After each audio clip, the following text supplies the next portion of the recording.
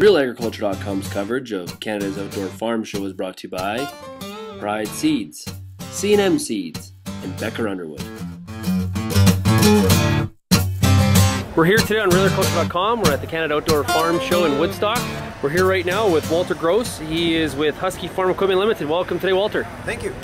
Walter, we're in front of what I would describe as a honey wagon. You would describe it as a liquid manure spreader. Okay, so they're used pretty well across the country.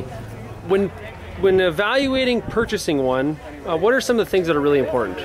Number one, we like to consider tractor size because farmers have certain tractors that they have for their cultivator and their plow. So we like to make sure that the spreader is chosen for that device. And so if you have 100 horsepower, we choose a 12,000 liter. Or if you have a 200 horse tractor, then you could run something like this, which is a 7,000 US gallon spreader. Is this one of the biggest on the market, or they get bigger? They do get bigger. This is one of our biggest. We make now a 7,000 and an 8,000 US gallon on a tri-axle spreader. Okay.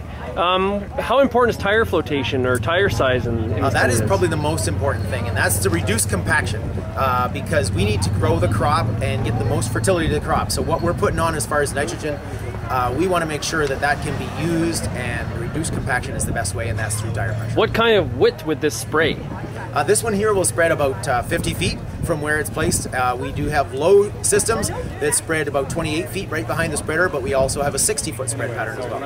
Okay. Are these kind of units, these liquid manure systems, becoming more and more popular, or are they kind of... liquid manure has been around. This is our 50th anniversary, and we've been making liquid manure equipment for all 50 years. But yes, lately, liquid manure is more popular because it's a quick, efficient way, and it's a clean way to get liquid manure out to the field.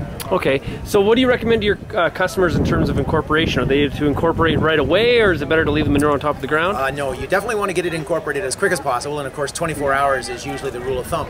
But if you could either inject it or come along and disc it in fairly quick, you will save more nitrogen. Is there any way to turn I guess more solid manure into liquid manure to use these kind of systems, or is it pretty well only for certain systems? No, any solid manure like dairy or hog, it all comes liquid, but the problem is it evaporates or dries out, and so you may need to add water to bring that back up. If you add too much straw, you have to add more water to make it liquid. Okay. Well, thanks a lot for joining us today, Walter, and good luck at the show. Thank you very much.